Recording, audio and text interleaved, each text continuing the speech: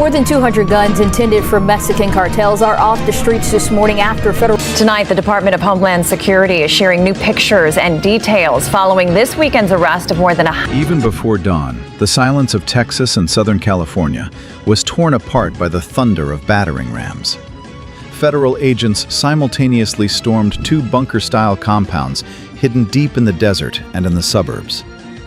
What looked like ordinary storage buildings turned out to be black market arsenals, cartel fortresses with armed towers, underground corridors, and stockpiles capable of turning any city into a kill zone. The investigation had been running for over a year. The first clues surfaced after a series of suspicious transactions leading to weapons deliveries for intermediaries linked to Venezuelan cartels. The trail of money and containers brought investigators to two key nodes in the smuggling routes: the outskirts of El Paso, Texas, and the industrial zone of San Bernardino in Southern California. Both locations have long been considered quiet corridors, places where warehouses look abandoned and trucks arrive and leave without questions.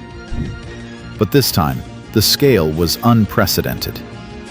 The underground network included hangar-class storage facilities, living modules, underground tunnels, and satellite points across Arizona and Nevada. Federal agents now describe the operation as the largest weapons takedown in the past decade, a direct strike on a network capable of arming cartels at the level of small armies. One of the key figures turned out to be a former U.S. Army contractor, a specialist who officially worked in private security, but off the record coordinated shipments of military-grade equipment into Latin America. His name first surfaced in an anonymous tip sent to federal agents more than a year ago. The letter described strange night deliveries, sealed warehouses with reinforced security, and a man in uniform visiting the sites under the guise of a consultant. That message became the starting point of a large-scale investigation. The case was taken over by a joint FBI-DEA-HSI task force, reinforced by cybersecurity and financial tracking experts. It took agents several months to stealthily penetrate the group's digital channels. They set up wiretaps, infiltrated encrypted chat rooms, conducted controlled buys, and traced a stream of crypto payments constantly moving through private wallets and offshore brokers. Gradually, a structure resembling a transnational corporation began to take shape. Cryptocurrency payments broken into dozens of microtransactions, falsified export declarations filed as shipments of industrial spare parts, shell companies registered under front identities in Texas, Panama, and Curaçao, couriers moving equipment samples hidden inside double-walled containers. The entire system functioned like a single logistics engine designed to move out of the United States military components strictly restricted under federal export controls. The former contractor acted as the coordinator between U.S. technical suppliers and buyers in Venezuela and Colombia, posing as private security entities. In reality, they were cartel representatives seeking not just weapons, but high-precision optics, targeting systems, ballistic plates, and complex electronic modules used to upgrade small arms. Investigators determined that over the past 18 months, shipments labeled as electrical stabilizers, engineering sensors, and humanitarian kits had been moving through his channels. In reality, the containers carried parts for automatic rifles, mechanisms for reconnaissance drones, and components for machine guns prohibited from export without special authorization.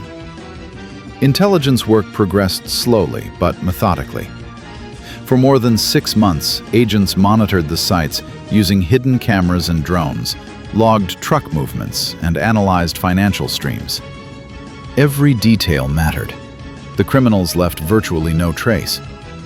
Payments ran through anonymized crypto mixers. Documents were generated by software capable of mimicking templates from multiple countries, and couriers changed routes 12 to 16 hours before departure. The breakthrough came from a minor detail caught by analysts. One of the shell companies suddenly increased its volume of imported electronic sensors 14-fold in just 3 months. The shipments were headed to a warehouse in Southern California where, agents discovered, an underground level had been built with concealed bays for equipment disassembly. That discrepancy became the critical signal. The operation was accelerating, and the network was preparing a major shipment.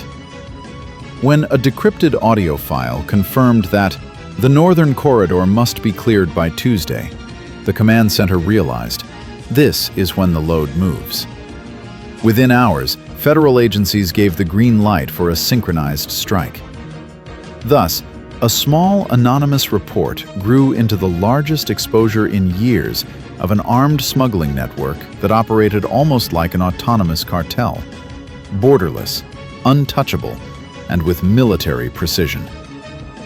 After breaking into the warehouses and underground hangars, agents saw not just contraband, but a fully formed military criminal complex. On metal racks lay automatic rifles, crates of explosives, portable anti-tank rocket systems, dozens of ballistic vests, optical sights, and, in separate compartments, advanced communication systems capable of operating through jamming and interference. The total mass of the seized goods exceeded 15 tons. Part of the shipment had already been disassembled, repackaged, and prepared for transport toward the southern border within the next 48 hours. But the weapons were only one layer of this multi-tiered enterprise. The investigation showed that the group operated like a cartel subdivision in which every direction — narcotics, weapons, human smuggling, financial operations, and technological contraband — functioned as parts of a single economic cycle, each reinforcing the others. Chemicals and finished pills arrived from Mexico and Central America. In underground rooms in Texas, agents discovered compact lab modules where fentanyl was mixed with adulterants and pressed into counterfeit pills. These were not full-scale cartel kitchens, but mini workshops designed for a steady output, enough to maintain the local market and finance other operations. The potential number of lethal doses reached into the hundreds of thousands. 2. Weapons. The main commodity consisted of military components purchased under the guise of American defense subcontractors, or written off as worn equipment. The contractor coordinated acquisitions, while shell companies processed export documents as if they were industrial parts. Weapons were then moved to desert warehouses, sorted, labeled, and prepared for shipment to Venezuelan and Colombian intermediaries. 3. Harboring migrants and human trafficking. During the raids, agents found several dozen migrants held in hidden rooms. They were forced to work in logistics, loading, packaging, cleaning labs. Some women were sold or handed to cartel overseers as a form of debt bondage. This ensured cheap labor and absolute silence. The victims were terrified to flee or speak. 4. Financing and crypto economy. All accounts operated through cryptocurrency. Payments were split into hundreds of microtransactions, pushed through mixers, and sent to wallets tied to offshore brokers. Cash from drug sales was partially converted into USDT and partially reinvested in black imports. The system generated profit on everything: weapons, migrant smuggling, pill production, and technology reselling. 5. Technological contraband. Inside sealed containers, agents found drone components, stabilization systems, and electronic modules from the defense sector, the kind typically used in communication systems and UAVs. These were export-controlled items that cartels resold to foreign security forces or private paramilitary groups. 6. The logistics chain. Who did what? Suppliers. U.S. and international companies unaware they were selling equipment through civilian intermediaries. Mixers and packers. Mini labs creating finished narcotics and dismantling weapons for shipping. Distributors. Couriers from Mexico and Panama who moved assembled shipments toward cartels. Financiers. crypto operators and corrupt brokers pushing money into shadow pipelines. Coordinators, cartel enforcers, and former military personnel who controlled product quality and departure schedules. The scheme was dangerous not only because of its scale and arsenal. It combined multiple criminal industries that strengthened one another. Drugs brought quick cash. Weapons gave cartels power. Human trafficking provided labor. Technological smuggling opened access to international buyers, where profits multiplied tenfold. Together, this created a self-sustaining criminal cycle capable of running for years, until a synchronized federal strike shattered it in a single-night raid. Preparation for the operation began long before the first assault teams moved toward the suspected warehouses. For several weeks, federal agents modeled dozens of scenarios, anticipating everything from armed resistance to escape attempts through underground tunnels. More than 200 personnel, including elite units from FBI HRT, ATF SRT, HSI Special Response Teams, and tactical groups from local police, were brought under a unified command network. Planning took place under strict isolation. Analysts created a detailed assault blueprint, camera locations, possible booby traps, doors with electronic locks, ventilation shafts, even guard shift schedules. Meanwhile, special teams trained on a mock-up of the facility, a full-scale reconstruction of the main warehouse built inside a hangar at a border patrol base. Local police were tasked with perimeter security and road closures. ATF oversaw detonation risks involving explosives, while HRT prepared for a potential hostage scenario, after intelligence confirmed that migrants might be held inside. The key decision on day and time was made after intercepting information about a major incoming shipment scheduled to arrive in Texas within 48 hours. Analysts concluded that if the criminals managed to repack the load and push it forward, the network would disappear into the shadows again for months. An additional concern was the risk that the veteran coordinator, the mastermind behind logistics, could sense surveillance and vanish. Therefore, command authorized a synchronized dawn strike at the precise moment when security would be least alert and civilian movement minimal. At that exact minute, convoys of armored vehicles rolled out, support helicopters lifted off, and assault teams took positions around 2 primary and 3 auxiliary targets. Armed guards, mostly former military personnel and contractors recruited through private security firms, attempted to resist during the first minutes of the assault. But after precision breaching charges, blocked exits, and pressure from 3 directions, most surrendered once they saw the overwhelming advantage of federal tactical units. The primary coordinator was captured in an underground command room, still holding a tablet with encrypted chats open, including messages from contacts in Venezuela. During the sweep, agents seized large quantities of narcotics, over 42 kilograms of fentanyl in powder and pill form, along with precursors sufficient to manufacture at least 300,000 additional pills. Experts estimated the potential number of lethal doses at 8 to 10 million, depending on purity. From the weapons cache, agents recovered more than 15 tons of materiel.